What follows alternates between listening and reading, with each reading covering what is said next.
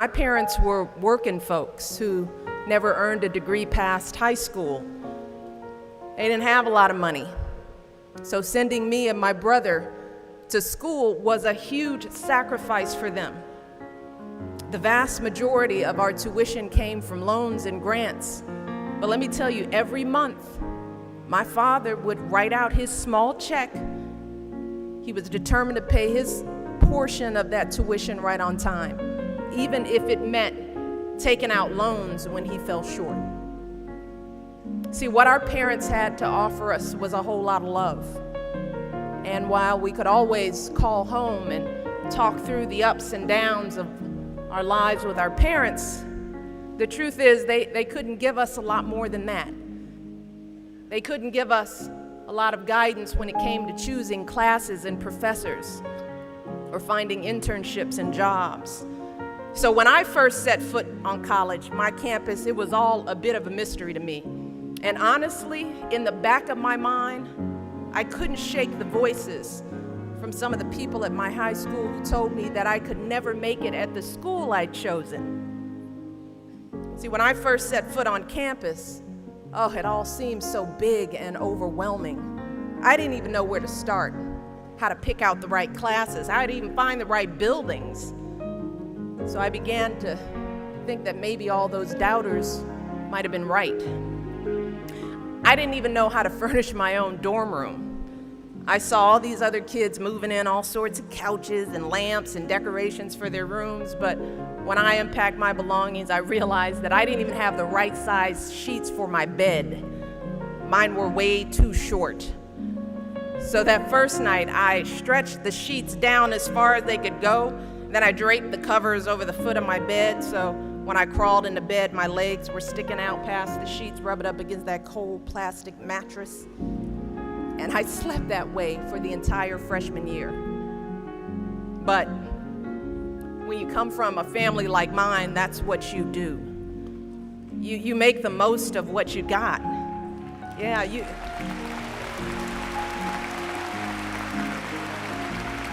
use all that good common sense, and you don't make excuses. You work hard, and you always finish what you start. And no matter what, you give everybody a fair shake. And when somebody needs a hand, you offer yours. See, those are the gifts my parents gave me, their values.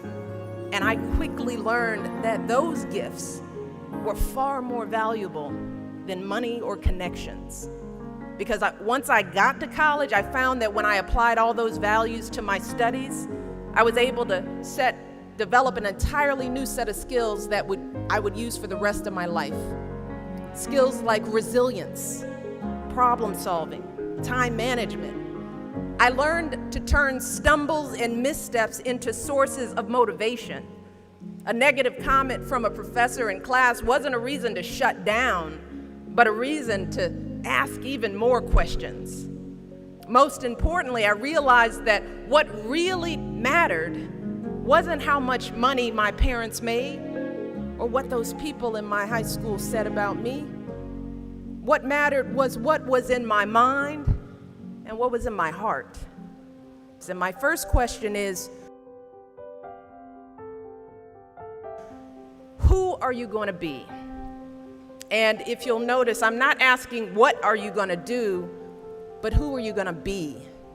I'm asking you about how you plan to live your life every day. How are you going to respond when you don't get that job you had your heart set on? For all of you who are going to be teachers, what are you going to do if the students in your class next year just don't respond to your lessons?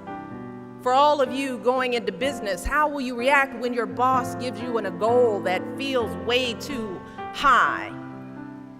See, these are the moments that define us. Not the day you get the promotion, not the day you win Teacher of the Year, but the times that force you to claw and scratch and fight just to get through the day.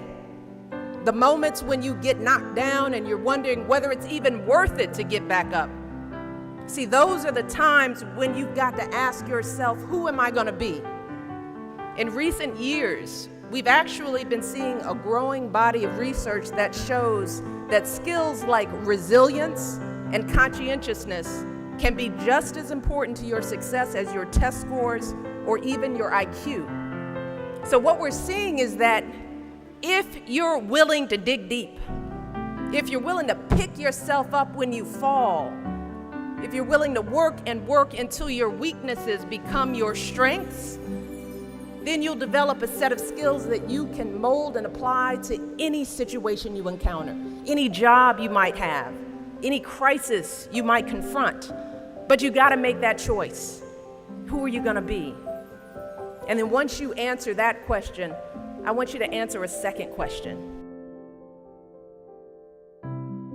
How are you gonna take those skills and experiences that you've gained and use them to serve others? You can't stop serving once you leave here.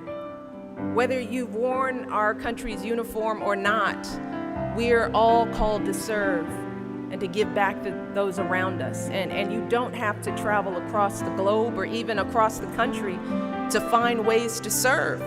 All you have to do is take a look around your own community. Are there kids in your neighborhood who could use a mentor? Can you volunteer with an organization that serves military families? Can you pick up a few extra cans of vegetables and donate them to a food bank? I mean, these things may seem so small, but they really make a difference. Because when you've worked hard and done well, as I said, the least you can do is reach back and give a hand to somebody else who could use that help.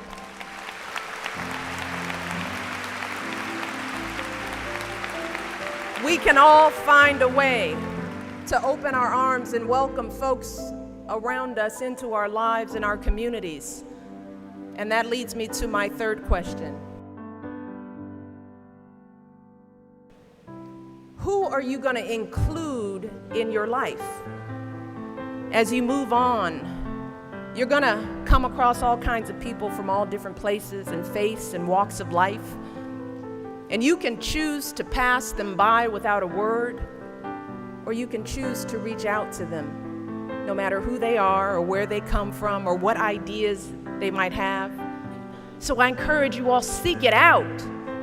Don't just spend time with people your own age. Go to the local senior centers and talk with folks who have a little life experience under their belts. You would be amazed at the wisdom they have to offer.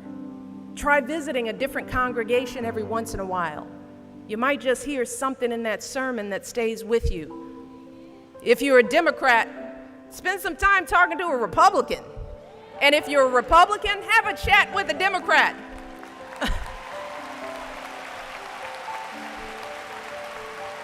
Maybe you'll find some common ground, maybe you won't.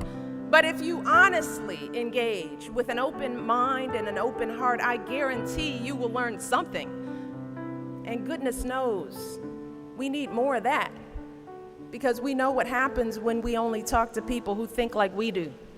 We just get more stuck in our ways, more divided, and it gets harder to come together for a common purpose. So, those are my three questions. Who do you want to be? How will you serve others? And who will you include in your lives? And let me just share just a little secret before I end. As someone who has hired and managed hundreds of young people over the course of my career, the answers to those questions, believe me, are far more important than you can ever imagine. I have never once asked someone I was interviewing to explain a test score or a grade in a class. What I have looked for is what kind of person you are. Are you a hard worker? Are you reliable? Are you open to other viewpoints? Have you stepped outside of your own self-interest to serve others? Have you found a way to serve our country, whether in uniform or in your community? Again and again, I have seen that those are the qualities that I want on my team, because those are the qualities that move our businesses and schools and our entire country forward. And just understand this. Those are the qualities that you all already embody. They're the values you learned from your parents, from the communities you grew up in, You can go anywhere you choose. So be proud and never, ever doubt yourselves. Walk boldly on that road ahead, no matter where it takes you. And please, spread those values everywhere you go. We need it more than ever before. Best of luck on the road ahead. I love you all.